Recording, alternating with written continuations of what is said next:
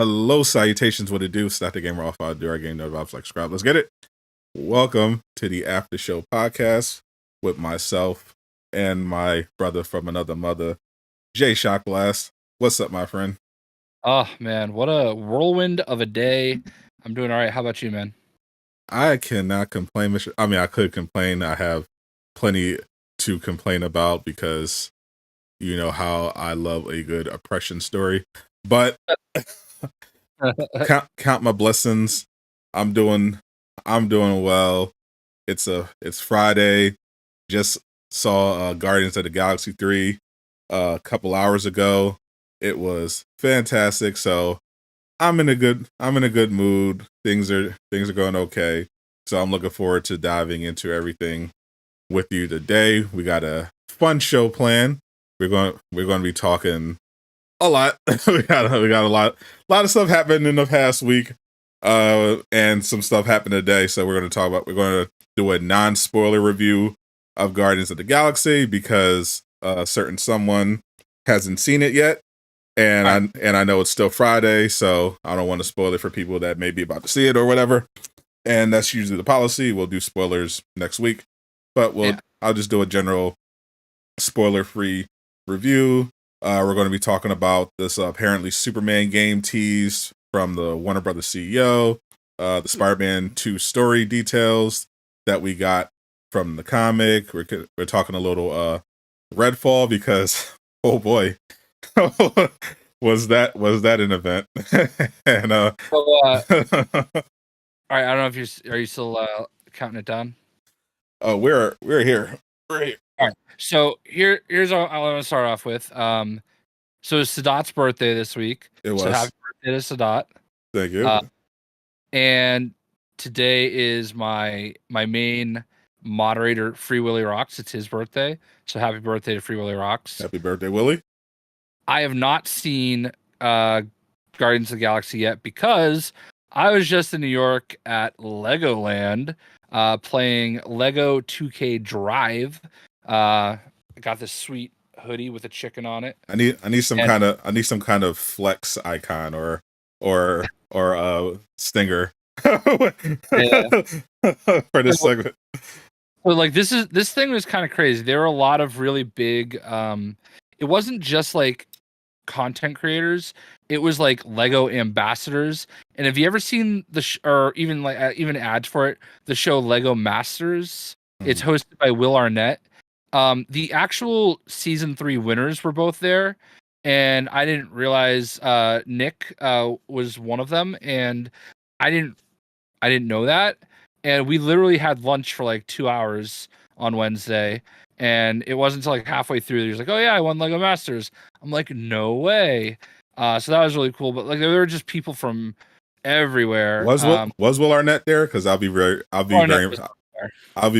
very impressed by that. I love you some Will Arnett. Will Arnett was not there, but there were a bunch of people from the Lego Masters show there. Loser Fruit was there.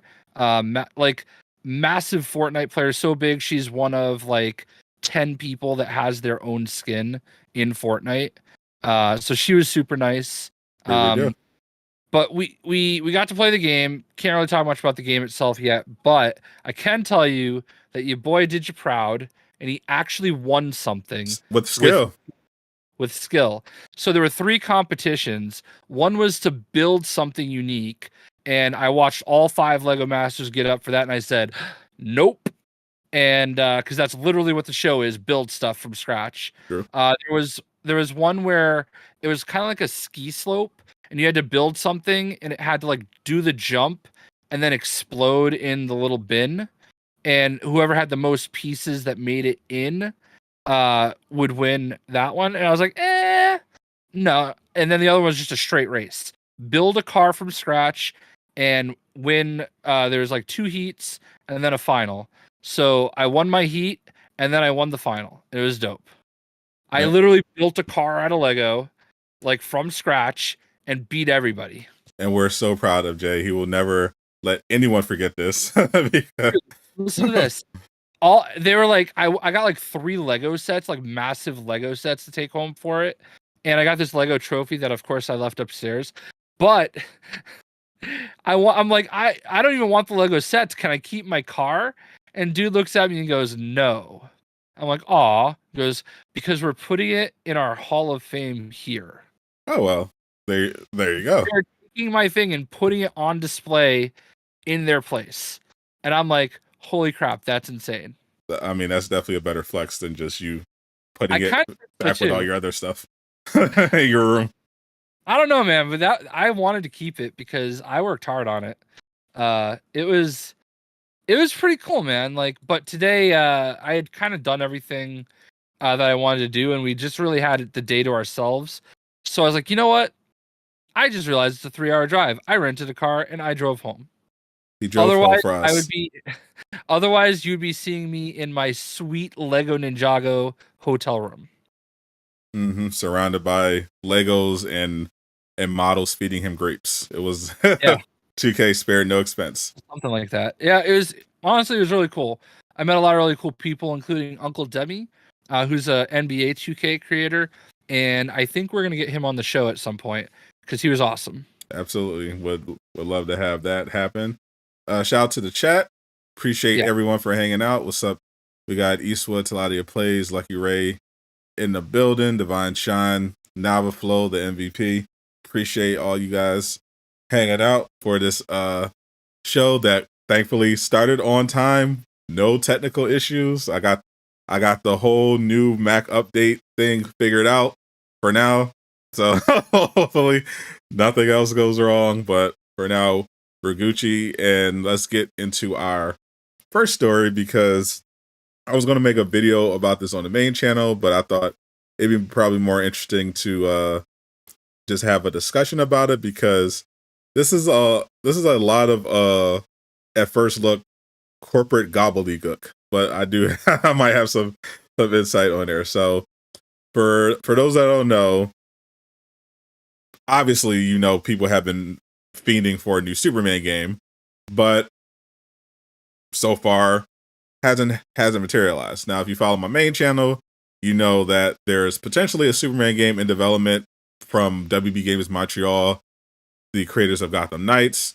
They are working on a DC game. We know from job listings it is single player, it is open world, it will be in Unreal Engine 5, and it is confirmed a DC property. But that's all we know so far. If I'm a betting man, I'd say we may get a reveal during the Summer Game Fest season. But we had an earnings call with the CEO of Warner Brothers, David Zaslav, who I'm sure was flexing because Hogwarts Legacy reportedly has made over $1 billion and sold 15 million so far, and the last gen version just dropped. So he's got a lot to celebrate. But during his earnings call, he had a whole spiel where he talked about video games and how it sounds like under his leadership, it took him to say, "Hey, you know what? People like video games. we should do more of that." So here's the full quote. Here's the full section where he's talking about this. The relevant section. He just says, "We have a very good gaming business, 11 different studios, real talent to capability. The real differentiator for us as a company is that we own our own IP. That IP belongs to us, and we're developing it. And in some cases, we may choose to develop it with a third-party game technology company. All very encouraging things. Owning your own IP makes a very big difference. Just look at all the trouble Avengers had with that whole situation. We may be the only media company that owns, whether it be the DC Universe, Harry Potter, all the content that we own, Game of Thrones, that's for us to deploy. I think that's particularly important strategically. If you look at Hogwarts Legacy, a big piece of the success of that game is that you go into it.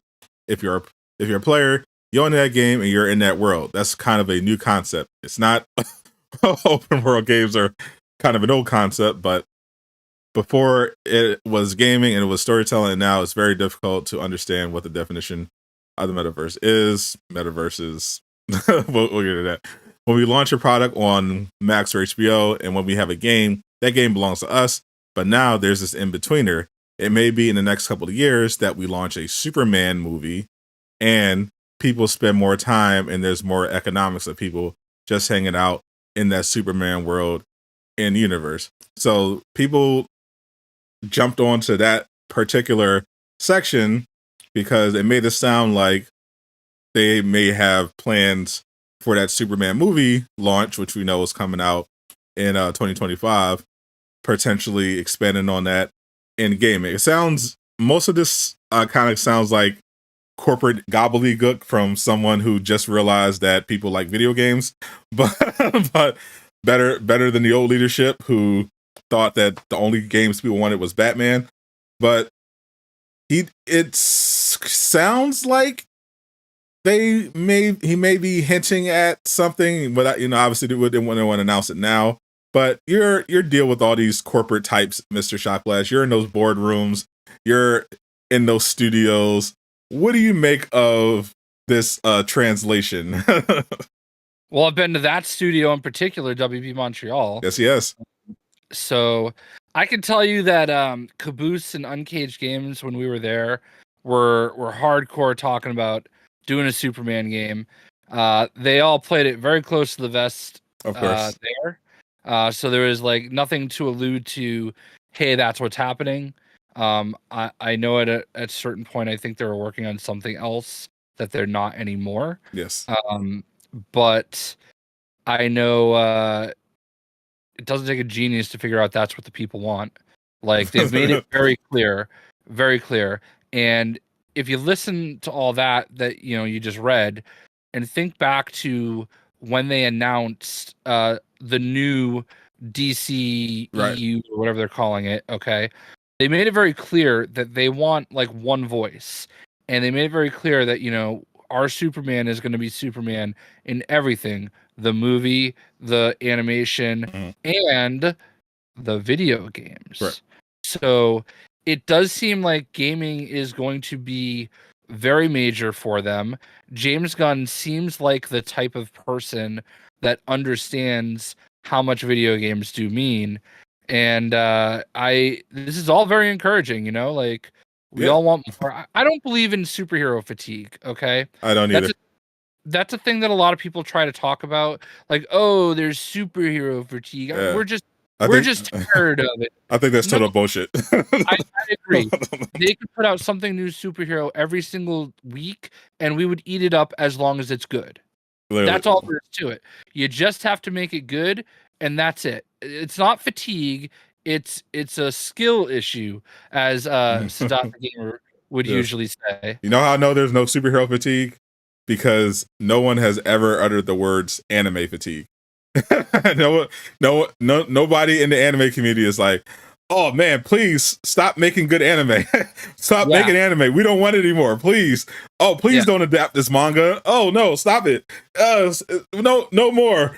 That's because anime manga is consistently banging every year, every season, not even every year, every season. There's new manga, new light novels, new anime, all a lot of it high quality, and it's so much. I'm literally drowning in potential anime that I could be watching right now, and I'm making my business to keep up with it. So there's no fatigue. The only reason why you're seeing this fatigue narrative is because of the recent string of relative flops by Marvel and even DC recently. And that has nothing to do with people tired of superhero projects. They're just tired of bad superhero projects. Yeah. And I will say this, I think the one thing that has happened, and I don't consider it fatigue, I do think people are a little less patient with any content. In general, I think it's either amazing or it's shit for a lot of people. Yeah. There's no in between anymore. There's no wiggle room. There's no, and we'll talk about that more with Redfall, because, I feel like there's a lot of that going on. It does deserve criticism, by the way, but hot take. What? Hot take. Yeah. But, it deserves criticism, but I feel you. Like I was looking into this discourse online. Obviously, a lot of people want their Superman game, and they made that abundantly clear when WB was trying to promote another one of their superhero games, Suicide Squad. Right. And we had this whole, and I had to make a tweet about this because I've seen this pop up where people are just like, I don't know why all these people, I don't know where they're coming from, but it's like a bunch of people are convinced that every game has to be single player. like they're saying, oh man, the problem with this game is that you got to remove the games and service elements, and the only specific they give is if you make a single player, literally you can already play the game you can already play Suicide Squad by yourself. What would removing the option to play with other people add? Nothing. I don't know why these weirdos who are desperate to have everything be single player can't just let people have the multiplayer. It literally doesn't affect you. They use games as a service as a buzzword, and they don't know, and most of them don't even know what it even means. They literally, some will think it just means multiplayer, and they're just for some reason vehemently opposed to multiplayer because it reminds them that they have nobody to talk to or hang out with properly. I'm just like enough. We can have both. Like there's been plenty of great single player games, and people, especially in the superhero space, just want some multiplayer. Now, if they're hinting at a Superman game, it sounds like it'll probably be single player. Perfectly fine with that. If they want to do a multiplayer Justice League game instead, even better, even better, in my opinion. But I'll take either. I just think it's great in general that at least somebody high up at WB, and this is the person that you want to get it, gets it. People like video games. Specifically, they like open world immersive games. That's something people definitely enjoy. They've obviously had great success with that with Hogwarts Legacy.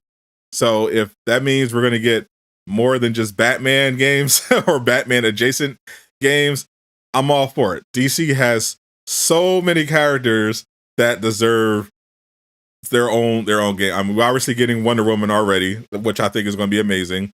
But we're the Flash. I have a video dropping soon as part of my concept series.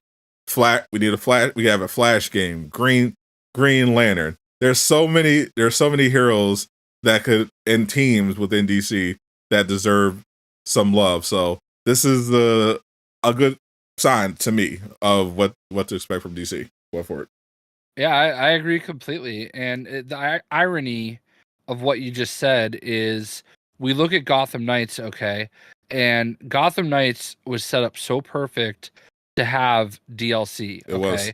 The way that they set up the episodes for each villain, they could have kept that going as long as they wanted. And people are like practically begging for that right now. But these are the same people that are complaining about Suicide Squad. It makes no sense.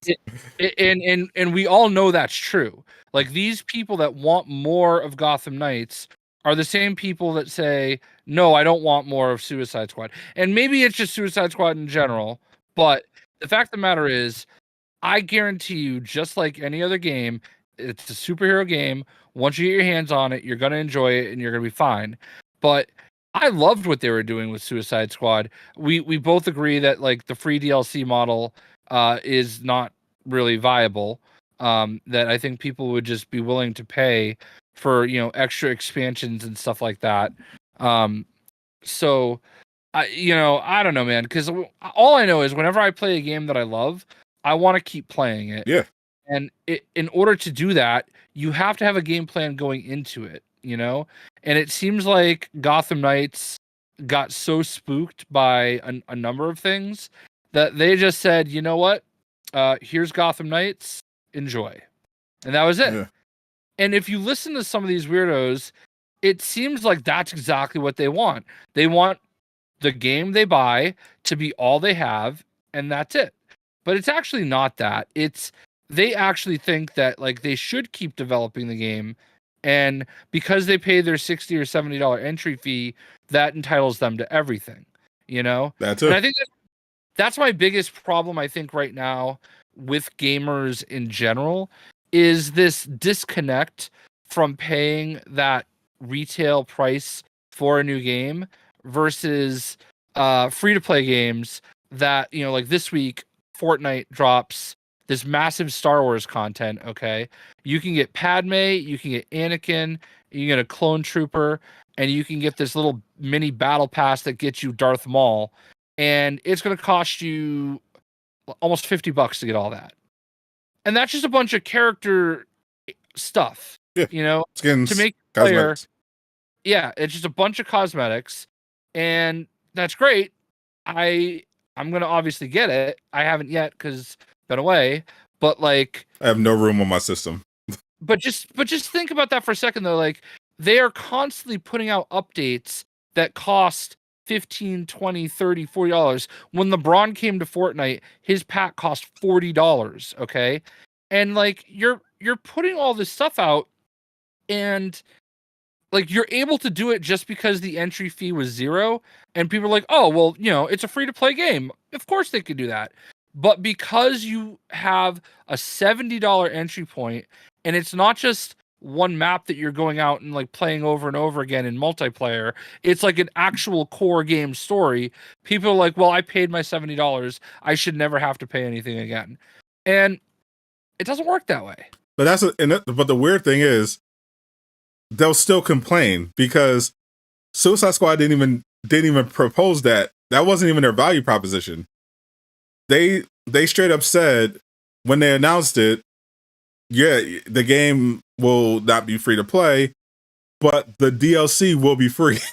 the only thing that will cost you money is the premium battle pass, which will have cosmetics, all just various, I'm sure there'll be takedowns, skins, emotes, stuff like that on there. And they're still complaining about games as a service elements. Like, I'm convinced they don't know what that means, because like, it'd be one thing if people were complaining about having to pay for DLC, but if they're literally giving you a base game that you could play single player or multiplayer, plus they're saying, in addition to that, we're going to give you new missions and new characters free of charge. The only thing you'll have to pay for besides the base game is some of the cosmetics. And you have people just throwing an absolute tantrum about games of the service elements. And I'm like, what elements? Do you don't like free stuff? What do you complain? Like, you have to buy some skins? What? You're getting the game and free content afterwards, and you're still complaining about games and service elements, talking about it should be single. Why? Literally, why should it be single player? Why should they take away one part of the game when it's literally already built in optional? You can play the entire campaign of Suicide Squad with nothing but NPCs, or you can make some friends and play online with some other people. Why would they need to remove the multiplayer aspect of it? What would that achieve? How would that make it a better game if you're just taking away the option to play with other? That's so weird. Yeah, and I know that Fortnite like has like this bad reputation because a lot of kids play it and stuff like that, like a lot, but like, realistically, like, they are an amazing game as a service. Like, they honestly, I enjoy playing the game. You know, I'm at that point where I do need my breaks now, but like, it's Unreal Engine, and it's the people that make Unreal, and it's literally a tech demo every time they put it out. But like, they've got it on lockdown. They've got like this new thing where like they've got the Unreal Engine Fortnite creator, and they're like basically telling creators, make stuff for us and you'll get paid. You know, if your mini games that you're making are successful, you can make money doing it. And plus, they've got they're making so much money that they just tell creators, you know what? If these people happen to put your name in once every 2 weeks to buy something they're going to buy anyway, we'll just give you 5%. Like, I don't know. Like, it's it's a meme. clearly It's a meme to make fun of Fortnite, but it's clearly a great successful model. I mean, it has a ridiculous amount of players. It makes a lot of money. It has a lot of pro player features. What is, and Hoarder Gamer makes a good point. The Capcom that dinosaur game, also games as a service, but people were like, oh yeah, we love this. And you know what it is. You know why it is. It was because of the demo. When people first saw that game, first of all, it didn't have any leaks, so people didn't know what it was. They saw the trailer and were like, this game looks incredibly stupid. And then they released a demo and people got to actually play it. And they were like, oh, this game is actually awesome. I don't care about the games as a service elements. But because Suicide Squad got the games as a service elements leaked early, it didn't matter. It suddenly didn't matter. And appreciate that five gifty Jedi mind tricks. It suddenly didn't matter that they were giving out free DLC. That the narrative already hit, and people didn't get to play it themselves. They got to just see a gameplay and overall showcase that definitely could have been better. But if they had released a demo instead, I'm convinced the backlash would not have been what it was. Because I think the game most likely was very fun. It was ready to go, and people would have actually enjoyed it if they got to play a free demo. But because we didn't have that to go off of, everyone just ran with this nonsense narrative, because it's this whole song and dance we have to do. Everyone has to pretend that they hate games as a service, despite the fact that they regularly contribute to games as a service for the most part. There are bad games as a service elements, but there are just this section of vocal gamers that can't distinguish between those. They just see that buzzword and just run with it and just immediately dismiss it. And they don't even look at the heart or any valid criticisms. They just bog down the whole conversation with their nonsense about every game has to be single player. And it's really annoying. Yeah, and it's always something though, right? Because like, even if we look back at like Midnight Suns, for that it was, oh, it's a card game. Oh, I want it to be an RPG. I want it to be, open world. I want it to play like the Abbey all the time. Like, why can't I do that? But like, you saw it once people got their hands on it. Loved it. It became addictive, and they loved it. And like, suddenly, oh, it's a card game, disappeared. And it's like that, like, for pretty much most games. Like, yeah, sometimes some of them are going to fall on their face, but like Redfall. it has. It's just unfortunate that, like, it's the perpetually online. It's like, they're looking, their video game is finding the next hot take that can make them part of the story. Pretty much, yeah. That's exactly what it is.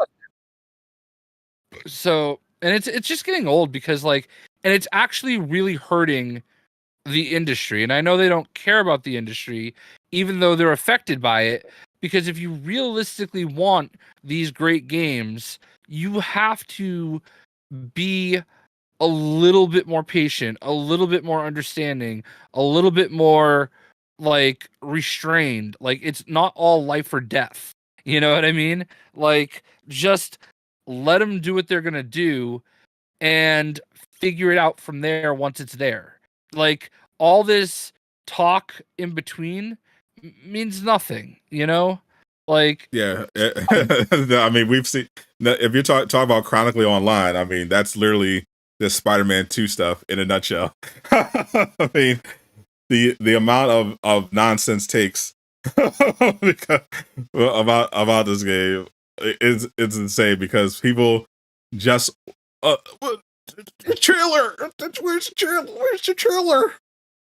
What's funny is I bitched out a little bit. Okay, so when I left on Wednesday, I got on my flight and I tweeted out a picture of basically the aisle on my plane, and I just said later. I actually tweeted off to play Spider-Man 2. And then and then deleted it immediately. Coward. And just put I at 100% coward on my because I was not buying the in-flight Wi-Fi because it was only like an hour flight. So I was like, you know what? I'm just gonna suck it up, close my eyes, and try to nap. Oh, come on. That would have exploded Spider-Man Twitter. This could go really, really badly. Oh, definitely. So I did not have the courage to do it. So I did it on my Discord, but I did not have the courage to do it on Twitter. And I kind of regret it, but I also kind of don't. That would have been amazing. It would have been amazing to watch. It really would have, but I guess I thought about it from the perspective of not wanting to make any of their jobs harder. Yeah. Like I instantly just thought, you know what? I don't want to say that and have it come back negatively on them. And then that's what they're going to think of me for. You know what I mean? So yeah, I'm not going to. Plus it could ruin your actual chances of getting to play it early. Yeah. Yeah, exactly. So, and not that I necessarily think I will.Maybe I will. I don't know. We'll see. I mean, you're J-Shock Blast, I'm sure.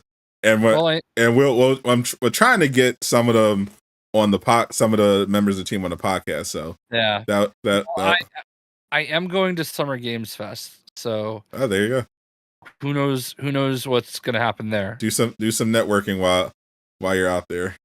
Yeah, I have to foot the bill, and I've been talking about it with my wife, and she's like completely on board for the fact that it's like I have to do it. You know, like you get invited to go to one of these things, and you just gotta go. You know, so absolutely, and I think there's going to be some great stuff revealed at that. So you'll be there ground floor. Yeah, definitely look for some podcast guests though. Yeah, oh for sure. Like I said, I was thinking about that. I mean, I was thinking about that today. So yeah, we're on top of it, chat. We're gonna try to. I think what's happening with the Insomniac is that they're trying to stay low because I think that showcase is coming soon, and they're trying to avoid a Yuri Lowenthal situation where you say the wrong thing and they have to backtrack, or they cause a whole riot online. So once this showcase finally drops, I think they'll be much more open to the media and everything like that, and I'm looking forward to that. But speaking of that gets us into our next story, because we got some rare Spider-Man 2 information this week, and it just kind of reinforces that we're getting close to showtime. We had the announcement of the standalone PS5 remaster of Spider-Man PS4, which I thought was a weird time to drop it. Some were speculating that because when they initially announced it, they said the standalone would come out later this month, and people were speculating, oh, they're going to time it with the PlayStation Showcase, and then they just ended up releasing it the next day. So I was like, why? That was weird. That was just weird to me, because I'm like, it's literally just a standalone. You might as well wait and make some extra money by just timing it with like at least the showcase announcement.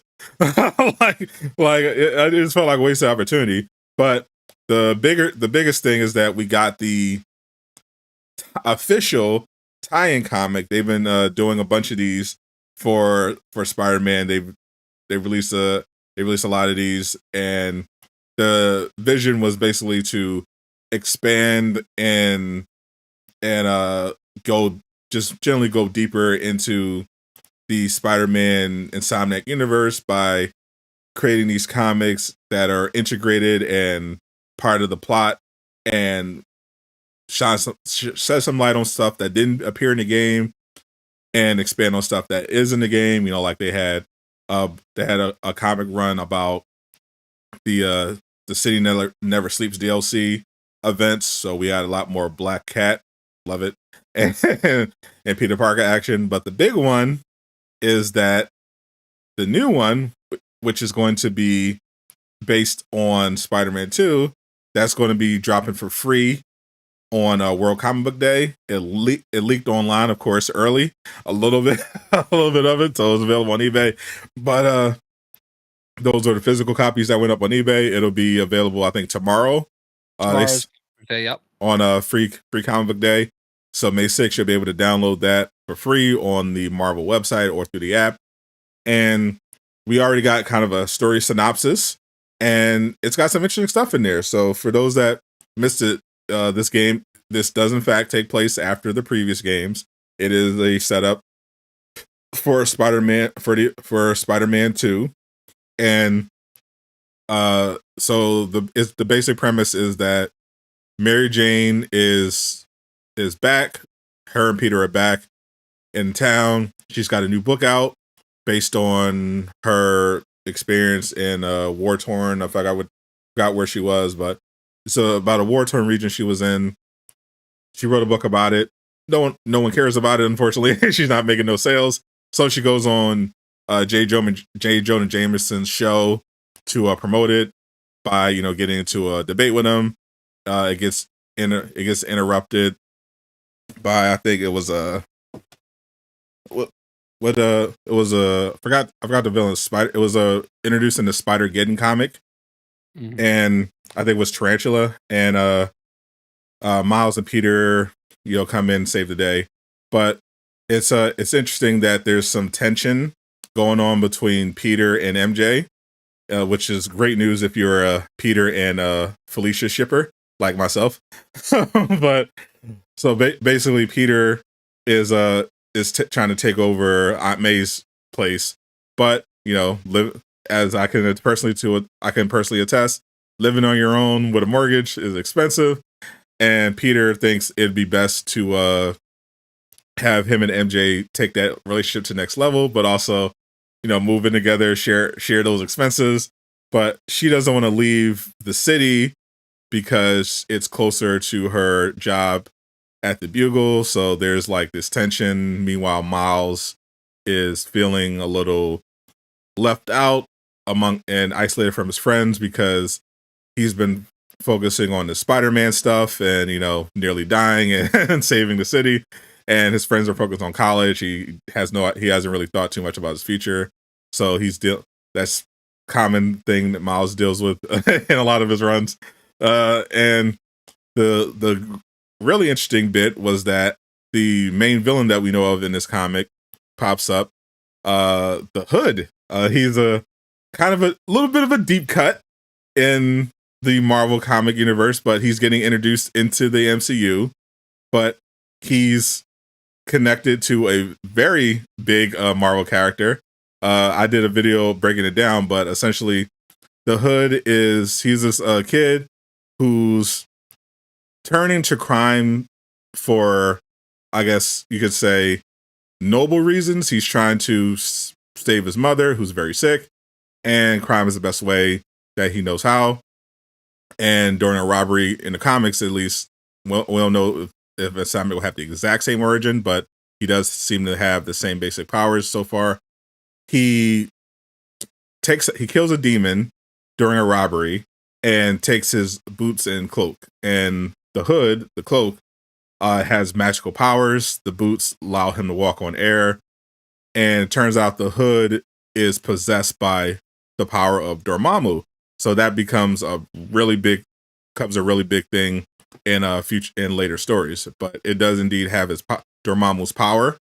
And the central theme of this tie-in comic seems to be this notion of, is magic real or is it not? Because the Hood in this comic is leading his own gang, and it seems to be using magical power that Peter and Miles can't explain scientifically.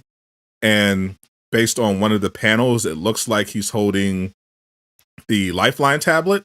He's definitely holding a tablet, and he mentions how it has these healing powers. It can, you can bring back someone you love, which very much sounds like the Lifeline tablet. And Peter's kind of trying to talk him out of it and into giving it back because he says magic isn't real. So that's going to be a pretty interesting run. You're a comic nerd, Jay. What do you think of actual magic and demons and potentially being introduced? I'm fine with it. I'm certainly better than it being a multiverse game. But it's a very interesting. I mean, Insomniac hasn't been afraid to kind of put their own spin on the characters. So he's an actual like Miles age kid, or Yeah, he's in. Yeah, in this version, yeah, he's very much Miles in that Miles age range. Yeah, we'll see. I mean, I guess I could see that working. He's definitely older in the comics. yeah, I don't think of him as being. I mean, I guess he is kind of a deep-ish cut, but like he was a pretty major villain in Marvel Heroes. So like I think of him, and a lot of people should know who he is because he's a villain. He's a boss that you fight a lot in Marvel Heroes. So I was thinking this. I was thinking more from the like casual Marvel fan, like yeah, no, you're right. like, yeah, like the MCU fan. Yeah, for sure. And I totally I get that.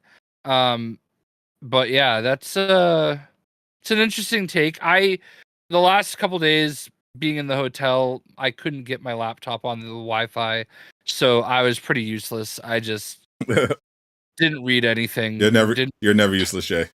Yeah. Well, I was also I've spent like all this time trying to be off Twitter too because of potential Guardian spoilers. All great things, but yeah. The magic. We already know there's a little Easter egg where the Sanctum Sanctorum is in the Insomniac universe, but the Hood doesn't, in fact, have several encounters with Doctor Strange in the comic books. So magic coming in the Insomniac-verse, definitely exciting. I would lose my mind if we got a Doctor Strange cameo or yeah. I definitely think that's a huge, like, I think that's a missed opportunity so far. You've had, Spider-Man, then you've had Miles. Like, why can't he just randomly run into Daredevil? Like, yeah. why can't some of these other street level, like, it doesn't have to be like a major encounter or anything, just like a passing by, you know what I mean? Like, imagine you're swinging through Metropolis, no, I'm kidding, New York City, and like just Daredevil randomly flies by you, and like you can't interact with him, but he's just there running around, and then he's just suddenly gone. You know what I mean? Funny you mentioned Daredevil, and in one of his origins of the Hood, he was inspired partially by a fight that he witnessed when he was younger between Daredevil and Electro. So it's all connected. Yeah, it sounds like and I think Insomniac already confirmed that Marvel's Wolverine is connected to their Spider-Man universe. So there's also reports that Insomniac is working on a multiplayer game. That's been a thing for years now. We know from the job postings that's something they're looking at. So people's minds have been racing about because Insomniac seems pretty committed to the Marvel stuff right now. Maybe they're looking to expand on that end. Maybe if we don't know what that next game after Wolverine is going to be. Maybe it's another single player Marvel game. Maybe it's a multiplayer Marvel game. We don't know. We don't know what's going on there. But multiplayer. Yeah, but no games as a service. That's the key. Yeah, that's when they lose their mind. They actually do want multiplayer. You don't know how many comments I've gotten on my videos about people complaining about Spider-Man 2 because they want co-op between Miles and Peter. They want to be able to play that multiplayer. And I get it, but it's just always funny to me. Like, you have all these people complaining, the same people complaining every game should be single player, also complaining there's no co-op in Spider-Man. Spider-Man 2. Like, come on, guys, what are we really doing here? Like we need some consistency. Yeah, it's always something. It is weird. I'm personally looking forward to. I'm definitely gonna grab the download. I don't usually get Marvel comics, but free is free, and this is connected to Spider-Man 2, so I'm definitely looking to grab that and read the whole thing. I don't know how much of this will end up in the main game, but we do know it is Magic will in fact be canon, and there's still the rest of it is still mystery. I don't expect Dormammu to come in and Peter have to bargain or anything like that. At least not yet. But if we can get a little more magic in here, maybe Mysterio. He's definitely been a character that's been thrown around as a potential addition to the Spider-Man 2 roster. There's still a lot. I know he's connected to Yuri's Wraith in the comics, and we know Yuri has made that transition to Wraith as of the last DLC. So maybe Mysterio pops up. Maybe we get a little magic introduced into this environment. We don't know. We know Insomniac loves to surprise us. They did it with the PS4. We were like, oh, Martin Lee, okay, and then it was Sinister Six. So who knows where they're gonna go? Where they're gonna go with this? But I think regardless, it's gonna be dope. And all the people whining about someone actually made a video about saying Insomniac is they're being mean to us. They're treating us. They're disrespecting the players. It's like, get over yourself, dude. Like, come on. I mean, listen, would it be great to see something new for Spider-Man 2? Of course, okay? I'm not saying we should never see anything, but what does it matter? Like, I mean, like, honestly, the game's not out yet. They haven't started the PR for it. Just leave them alone. Yeah. What is it now? Let them cook? Yeah, literally let them cook. Like, it's not even for pre-sale yet. Like, what do you care? Like, what the point of marketing is to sell the game. They don't need to build hype. They already have it. It's not for pre-order. Tomorrow, and it would still be the biggest selling game, I think, ever. Exactly. So, like, chill. Like, the whole point of trailers typically is to either build hype or drive pre-orders. They already have all the hype, and the game's not for pre-order. So just shut up and wait. Yeah, I don't know if you know Alkheim, you know. He's got his like days since posting the Spider-Man 2. Yeah. I've seen a couple of those type of pages. Yeah, like day 500 and whatever, like posting it every day. And it's like, and at least his is like, it's just him posting it. And that I think is fine. Like, I get it. He's doing it for the meme, but he's also not like tagging them or anything, you know? He's just putting it out there, and that's fine. But like the people that like feel the need to like find every developer on Twitter and harass them about it, and you know, it's just, come on, man. Like, they're gonna have info when they have info. Like, just literally leave them alone.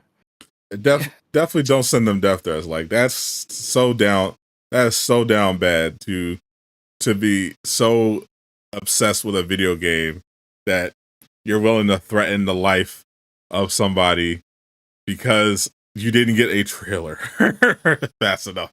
Oh my goodness. Like, come on. I really honestly think that they should be posting employees' bathroom breaks, the bathroom break schedule online, so that people know, like, oh yeah, when transparency. When it's turn to take a dump, you know. Transparency is so important. We got to know how often are these developers pooping, so that we know if they're going to be on the ball. Yeah, but I mean, of course, we're probably just shills, you know. Of course. I mean, speaking of shilling, Redfall was in the news this week. Show your special Redfall controller. There you go. Sent to him directly by Arcane, the developers. Jay Shockblast got the full VIP treatment for Redfall, which didn't have the best week.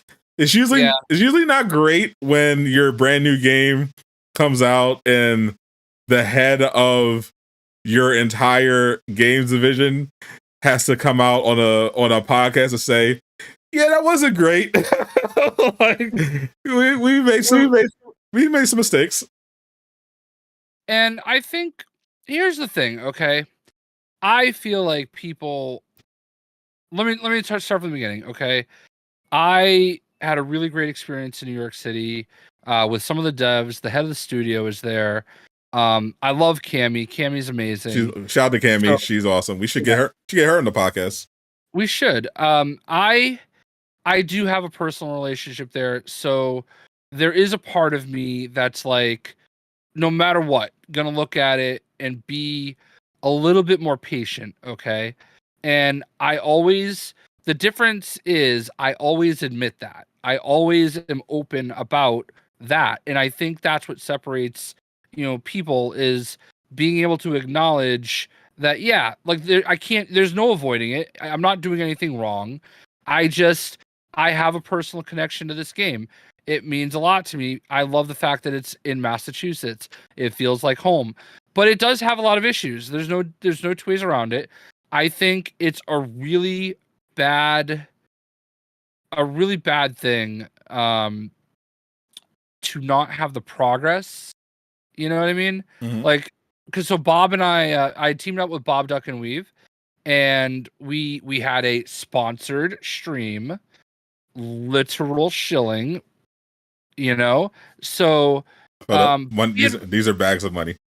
but we had fun. Like I'm not gonna even like, for all the issues that the game had, we had a lot of fun. It looked like it. I think the thing is that if you actually play with somebody, it's a different game and it feels different.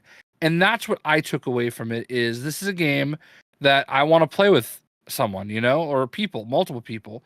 I do feel like the things that I didn't like were the progression situation.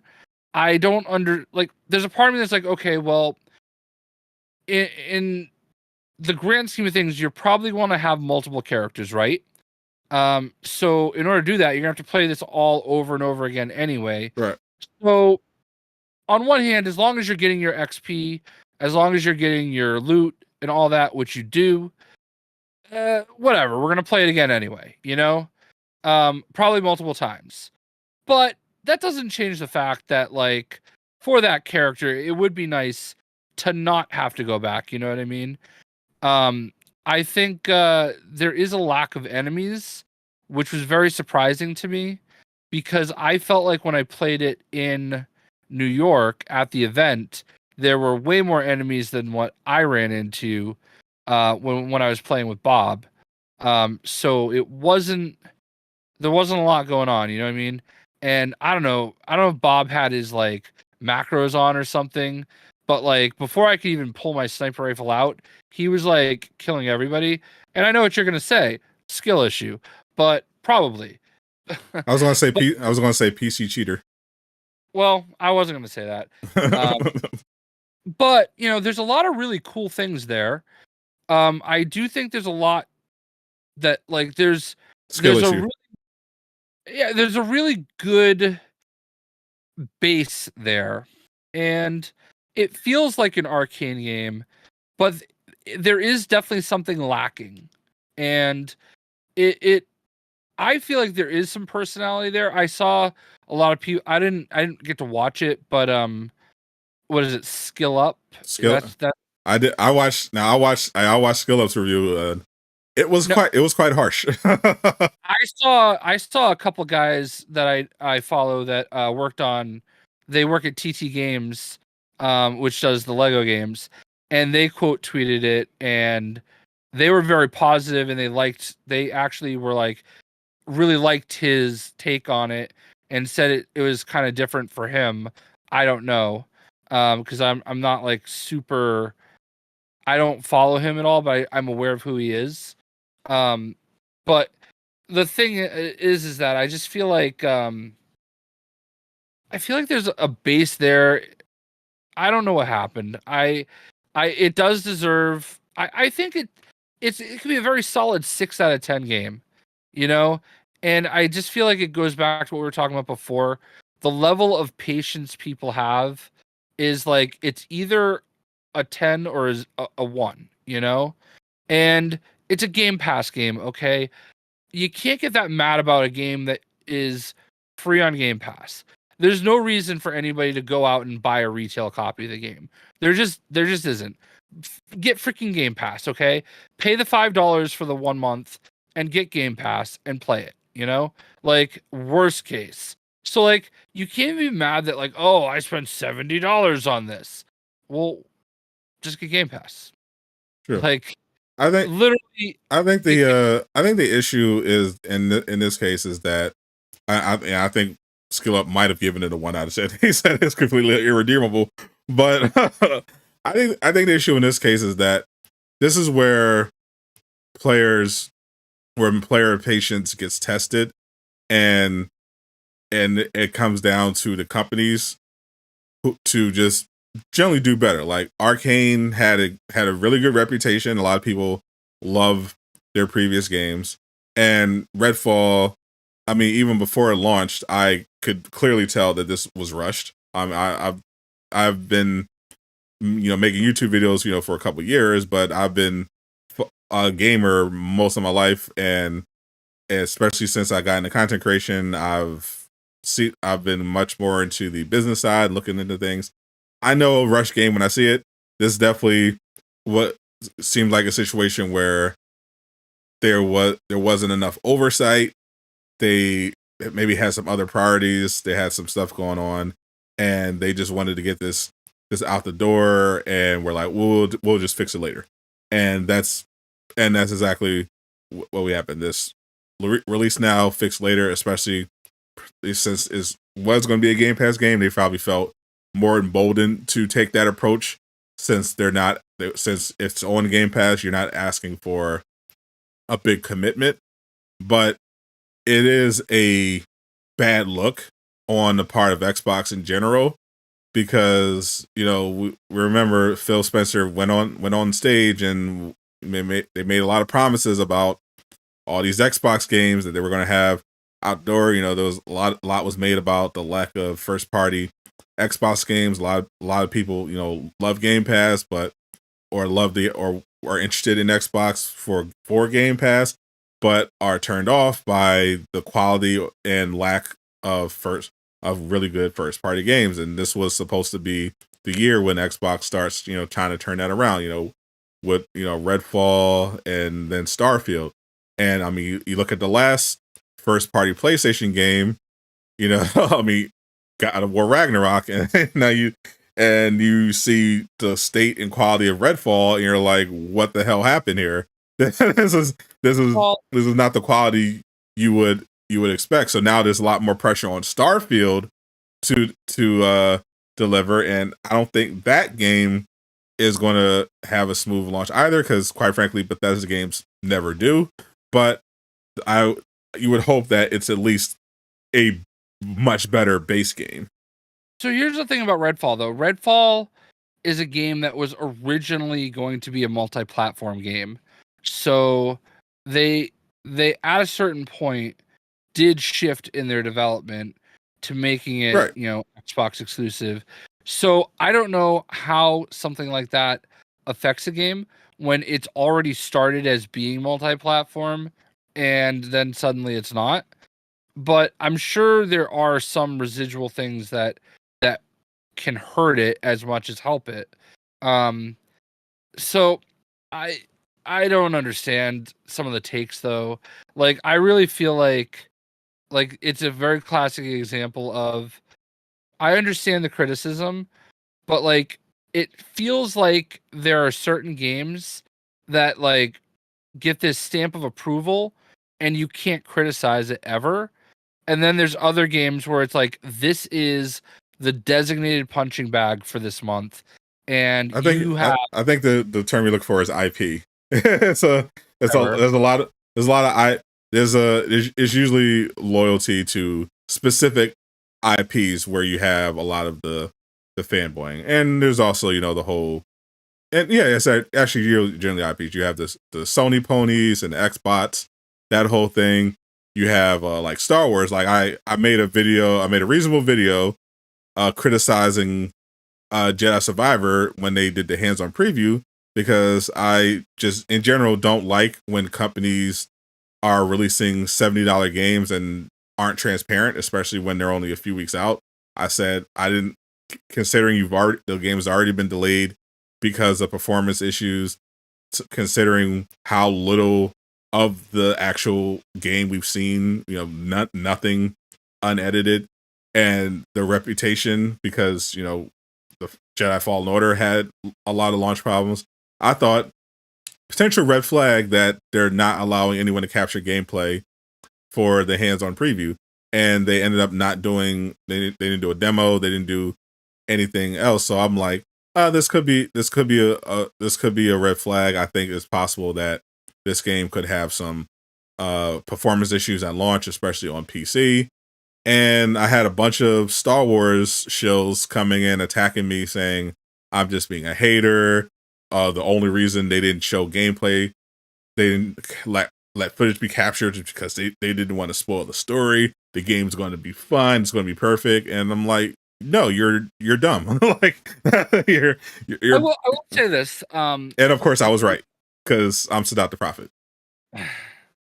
I will say this. I can understand, having played the game, why they didn't necessarily let people capture it. Maybe if they let them do that first part, the Coruscant level, but that level is like kind of a tutorial-y level. So sometimes like people don't like that. But I don't know, like the story itself, like to go through the levels, it's hard to avoid some of the stuff, like the way, I don't know how much you followed the game since it's come out, because I don't think you got it. None. I got it. I have to stream it tomorrow for the first time, but I haven't watched anyone's gameplay or anything like that. But I do remember the IGN 10-minute video that they released, and I'm like, you could have literally just slapped them on that level. you could have. I think that was Coruscant, which is the opening level, though. Oh, it wasn't even Coruscant. It was Kubo. I think it was Kubo. Okay. Well, the thing is that the story, it's not what I was expecting. And it's cool, and I feel like it would be tough to translate that into, hey, you're here to play this game for 2 hours. You can record all this. And one of the things that's a challenge is they'll give you guidelines, and they'll say, you can record all this, but you can't use X. And somebody inevitably is always still going to use X. You know what I mean? And that's, I think, it comes down to a trust issue, I understand both sides of the argument, and I'm a little indifferent with Star Wars Jedi Survivor. I can see why they didn't want gameplay capture, and not because of the issues, but also because of the issues. Let's be honest. That's exactly why. Even if you didn't trust the content creators to do it, they could have released some of their own unedited raw footage. Hogwarts Legacy did that. Hogwarts Legacy did both. They had developers come on, show off the game. They did no missions. Remember, they had multiple streams where they didn't do a bunch of missions. They had them just walking around the castle, flying on the grounds. They had one where they did the battle arena. No spoilers, no cuts, pure stream, raw gameplay. And then they also had people come in for the hands-on showcase and let them capture. They let them do free roam capture, and they let them capture one mission. This is one story mission you're allowed to do. That's it. The rest you can explore the grounds, but you can't go beyond the castle. That's how they set it up. Very transparent. The fact that we got so little footage and how the game launched, we know is precisely because they knew what they had on their hands. It was nothing about spoilers. It was because they knew the game was they knew it was a bad PC port, and they knew certain levels had some serious frame issues. They knew this. They didn't want to show it because obviously they're in the business of making money. They want those pre-order sales to come flying. So they were like, you know what? We'll let them pay their $70 and we'll promise to fix it later.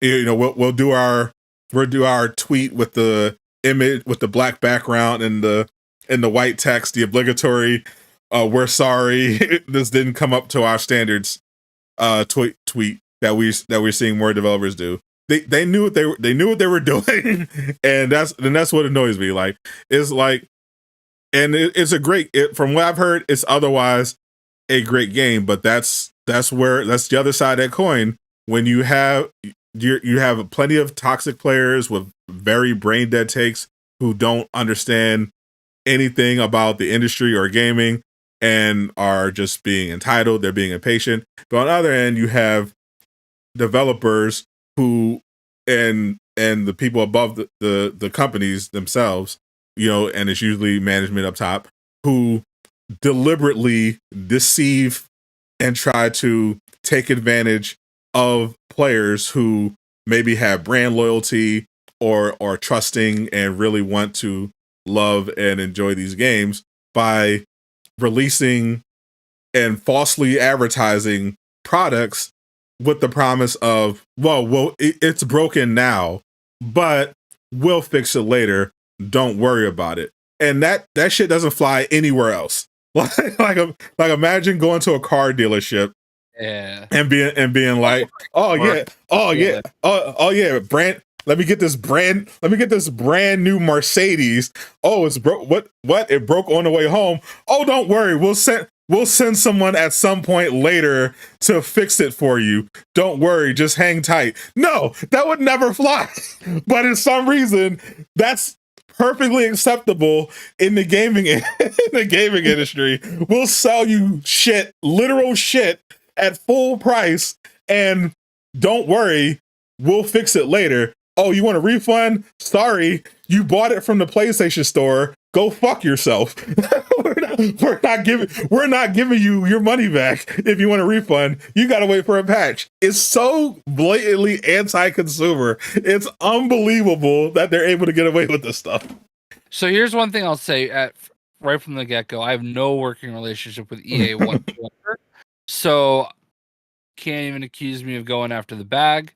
And I also understand that this is going to mean I absolutely have a crash after this. I've had 0 crashes whatsoever. And I leave the game running. Like when I'm not playing, I press pause and I just leave it running for hours on end. I've had 0 crashes so far. You definitely do. I definitely have some issues with the game. There are some things I don't like that they did. And I understand the PC is in shambles, but they kind of deserve it, to be honest. I have no, like, listen, if there's anything an Xbot and a Sony pony can agree on, it's PC gamers can suck a duck. You know what I mean? Just buy just sell your $20,000 RTX 35 billion whatever the fuck and just get a console like a normal person. Like, that's exactly why I have a console, because I will sacrifice a little bit of graphics, even though I have a 3080, you know, I can more than run any game at, you know, max capabilities on PC. I would just rather play on a console, you know. Facts. Like it just that's what gaming is to me. But irregardless of that, I feel like my big issue with the game is just how much like parkour and platforming they make you do, like for no reason. I heard it's basically Ratchet and Clank. And I just wish there was a little bit more Star Wars. And during the later levels, it does kind of get to that point. But like, it's basically Spider Jedi, okay? Like, it's Cal like Spider-Manning his way through everything, and like, there's a few parts where like you just have to be precision perfect on everything, and it just gets so annoying. And I just want a Star Wars, man. Like I knew, and Skill issue. I knew that was coming. But like I also have a hard time with Wasn't that puzzle thing you were whining about? yeah, like, and it's honestly like stupid what the answer was. But like my bigger issue though is that like I post something about it and somebody's like, "Well, did you even play the first one?" It's like, "Are you stupid? Yes, I played the first one." Like, this has way more platforming than the first one. Yes, it You does. know what I Yeah, mean? way more. Yeah.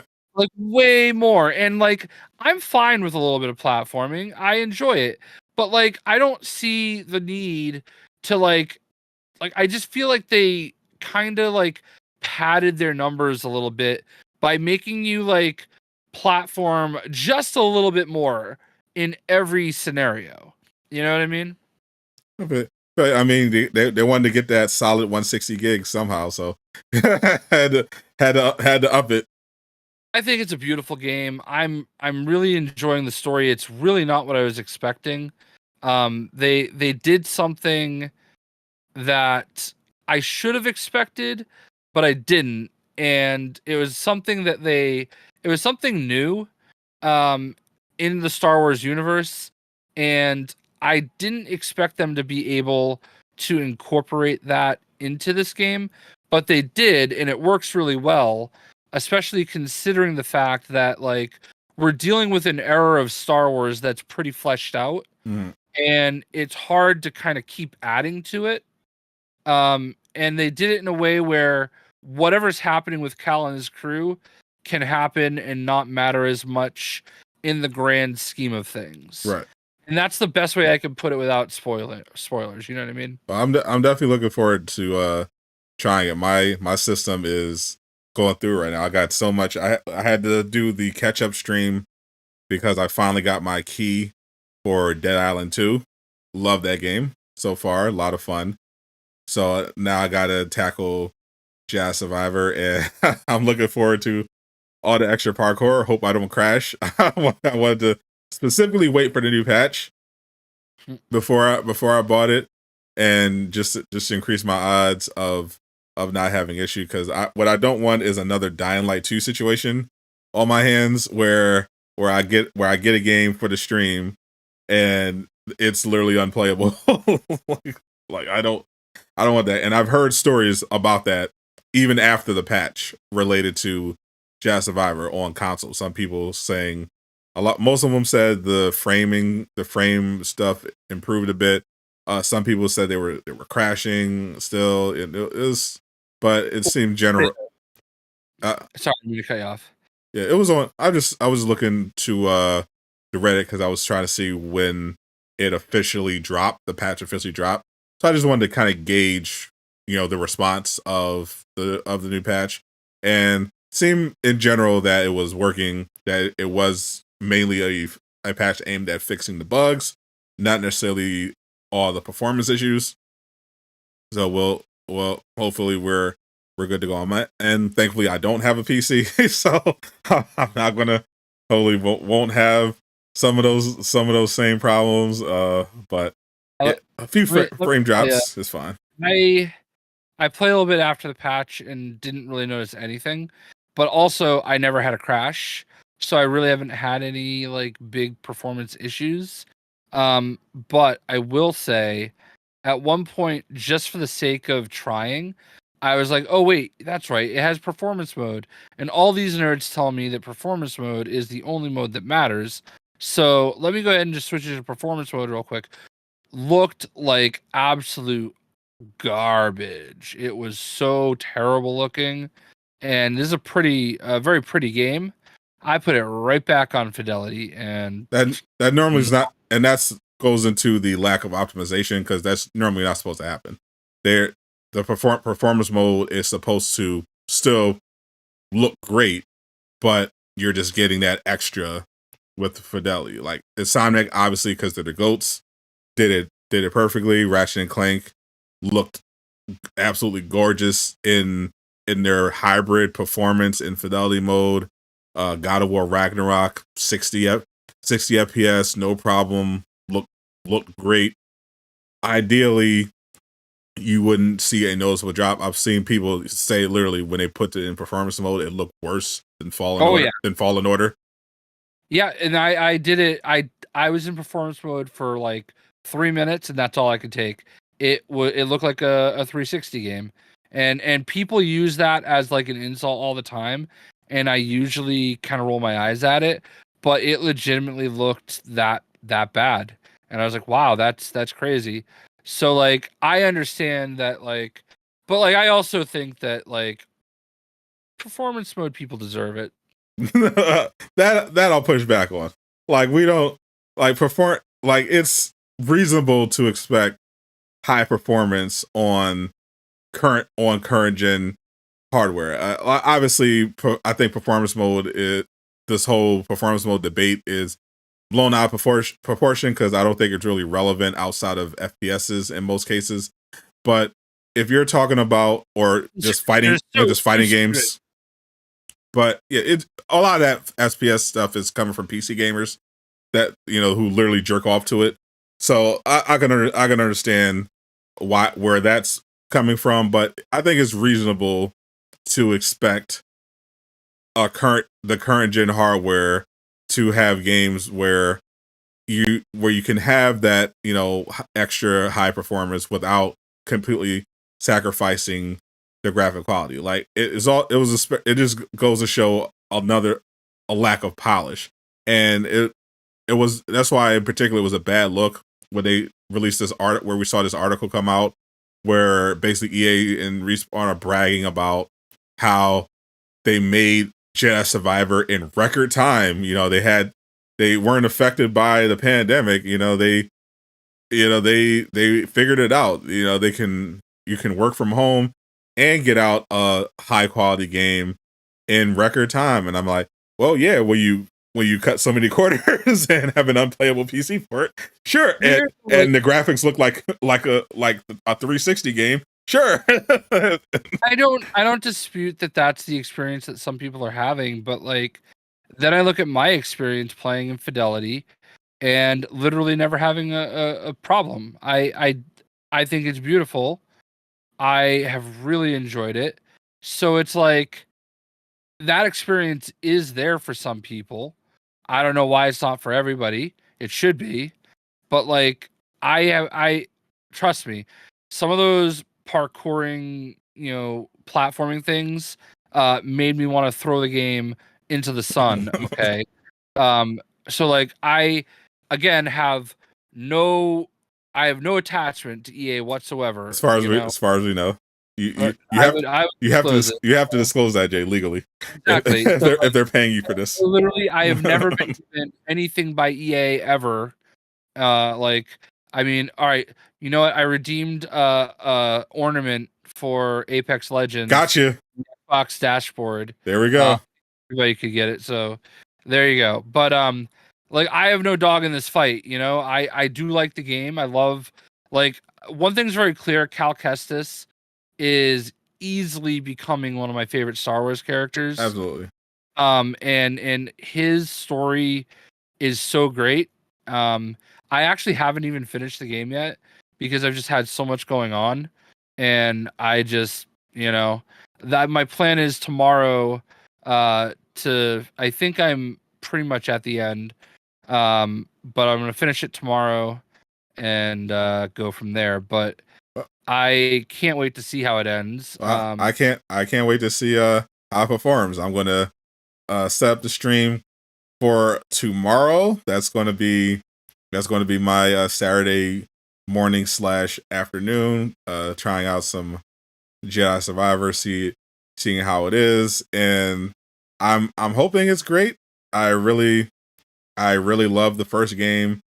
I fortunately got into the first game long after it had been fixed, so I'm hoping that's the case. I'll definitely start in Fidelity mode because from what I've heard, performance mode doesn't do anything. It doesn't maintain 60 FPS regardless, so might as well put it in Fidelity mode and have it look good.